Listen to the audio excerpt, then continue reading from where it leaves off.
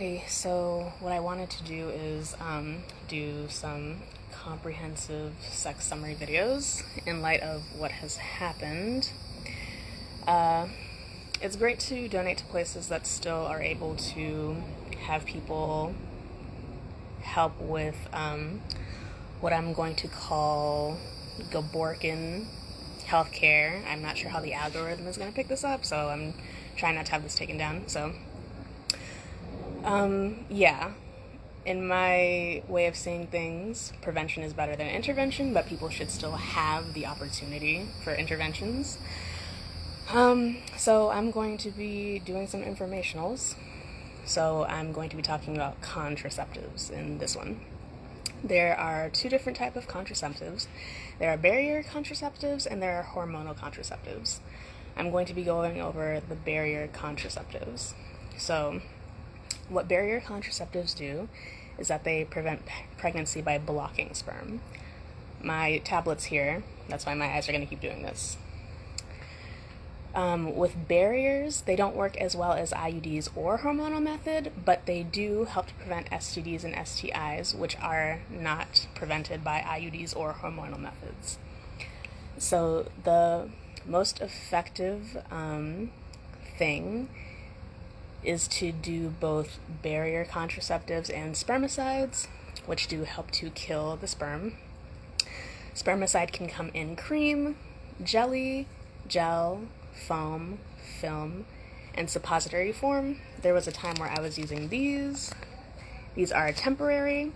They also come in a foam, which when used can be done right away, like effective right away, but it only lasts an hour. With these, it takes about 15 minutes to activate, but it lasts up to 3 hours. So that's what I was pairing things with. In terms of using those, it's obviously there are irritants sometimes. The active ingredient in these is nonoxynol 9, 28%. So when I was using those, it was fine, it was good to go. I was pairing them with condoms, so still no kids. Never plan on having kids, but also still no kids. When using barrier contraceptives, lubricant is key. So water-based lubricants are the best if you're going to be using condoms or toys, because those don't break down the material the way that oil lubricants would. And so an example of water-based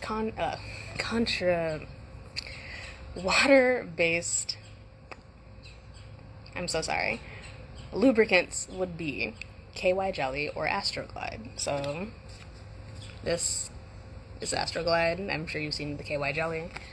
Yeah, this is water-based. Oil-based lubricants are fine if you're doing skin to skin. So an example of oil-based lubricants would be Vaseline, body lotion, baby oil, or massage oil. Those things aren't, like, they don't have a pleasant sensation, so first of all, don't use those. But yeah, there are oil-based lubricants that are meant for intercourse. So in terms of what I'm going to be talking about, I'm going to be talking about condoms, both male and female, diaphragms, cervical caps, contraceptive sponges, and spermicide. I'm going to be going over like them as type, how you use them, what they're used for, how you get them, their effectiveness, and how you store them and care for them. Also, when it comes to barrier contraceptives, condoms and diaphragms work the best. Cervical caps and sponges work as well as condoms and diaphragms for those who have not given vaginal birth.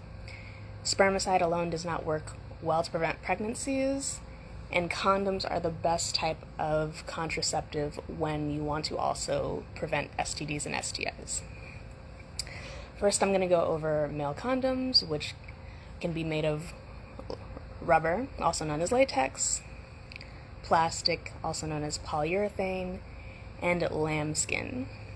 When it comes to lambskin does not prevent all types of STDs and STIs. The reason being that the pores in lambskin condoms are up to 1,500 nanometers in diameter, which is small enough to block sperm, but is still 10 times wider than HIV and 25 times wider than hepatitis B. Also, when it comes to using condoms properly, ring size is very important. Like, if people have ever been like, oh, condoms don't feel comfortable, this and that, and then people have been like, oh, doing the videos of just like stretching them out super big. In terms of endurance like that, that's different compared to friction, and also if it doesn't fit right, it's gonna slip off.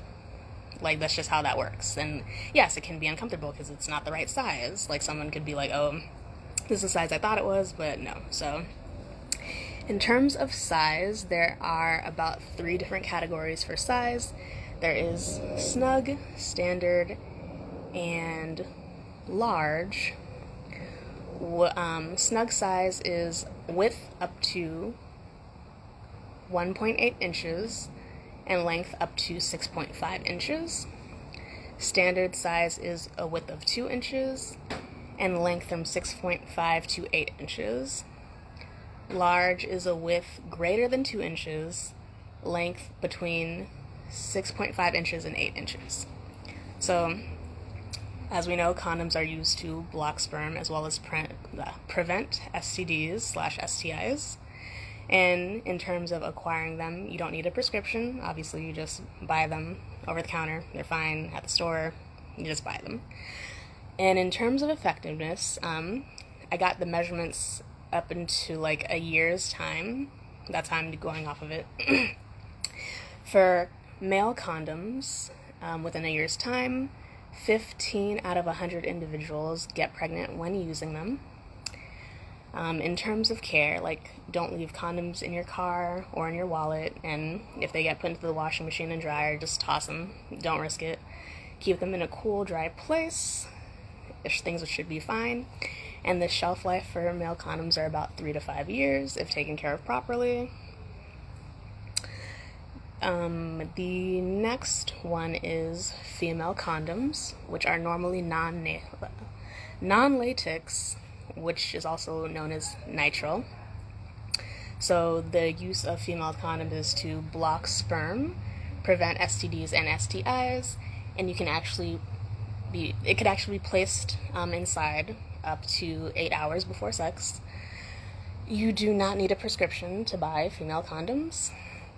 The effectiveness of female condoms within a year's time is 21 out of 100 individuals who use female condoms get pregnant. Again, with female condoms for care, like, don't leave them in your wallet or in your car, washing machine, etc. The shelf life for female condoms are 3 to 5 years, as are male condoms. And very important, don't use female condoms and male condoms together. That's how they rip because of the friction and all that. Just, it's not gonna double the effectiveness. Just, yeah. Oh, also, flavored condoms are for oral sex. They're not meant for vaginal sex, so don't put this inside. Yeah. Another one is the diaphragm. So the diaphragm can be rubber or silicone, and it's a dome with a firm, flexible rim. The way you use it is that it fits inside of the vagina and covers the cervix.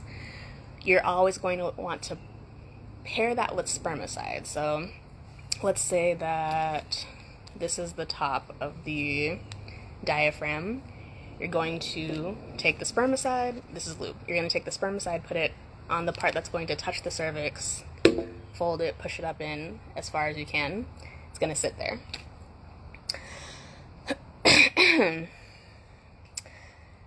So that can be put up into the vagina up to 6 hours before sex.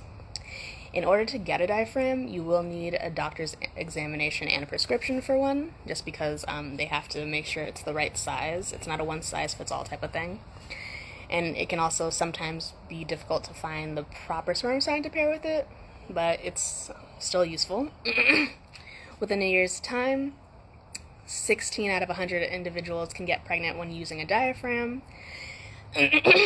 When a diaphragm is cared for, it can last 1 to 2 years, and the shelf life is about 2 years. With a cervical cap, what it is a rubber device that goes right against the cervix. It's a little bit different than a diaphragm. The shaping is a bit different. I had to think about that compared to what I've seen. It's different. It's you can tell what's the cap and what's the diaphragm. So with the diaphragm, it goes right up against the cervix to block the sperm. Again, you're going to put spermicide on the spot that is going to touch the cervix, and that's how you use it. Once again, a cervical cap, to get one, you do need an examination from the doctor and a prescription, and sometimes it can be difficult to find the right type of spermicide to use with it. And when it comes to the effectiveness of a cervical cap, in a year's time, 16 out of 100 individuals who have not given vaginal birth will get pregnant, and 32 out of 100 individuals who have given vaginal birth will get pregnant. The cervical cap can last up to 2 years with proper care, so it has a shelf life of about 2 years. Contraceptive sponge. It's a thick plastic foam disc that covers the cervix. It is used to block sperm, and how you would use it is you would wet the sponge, put it up into the vagina, and can actually be used up to 24 hours, even if you have sex more than one time while using it. So what it is it releases spermicide, like once it's up there, so it comes with it. It is a non-prescription contraceptive, so you could just buy it. You don't need any kind of approval or exam. When being used within a year's time, 16 out of 100 individuals who have not given birth vaginally will get pregnant using it, and 32 out of 100 individuals who have given birth vaginally will get pregnant. I wasn't quite able to find the care and the shelf life of this one, but I'm going to assume, because spermicide is about 2 years, that it's the same concept in terms of using it, but it's a one-time use, but in terms of like storing it and then using it, I think it's about 2 years.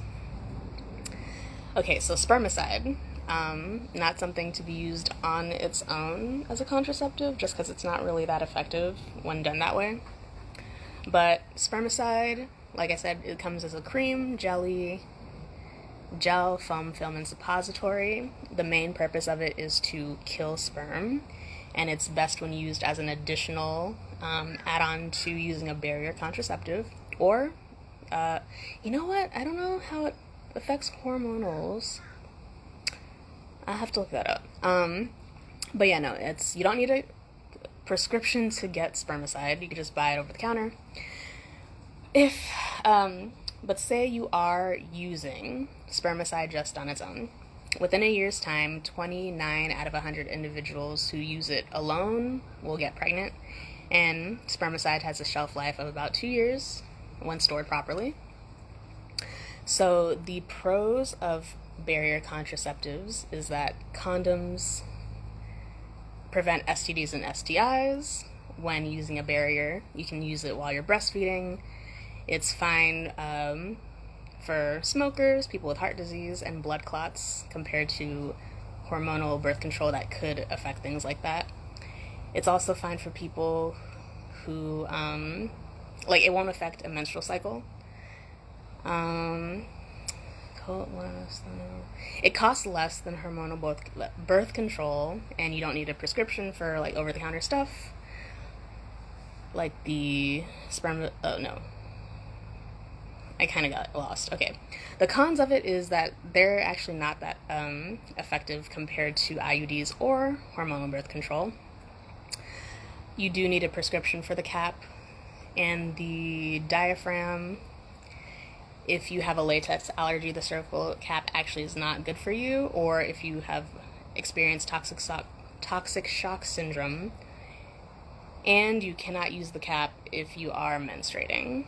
So that was the rundown of barrier contraceptives, and at some point I will do hormonal contraceptives.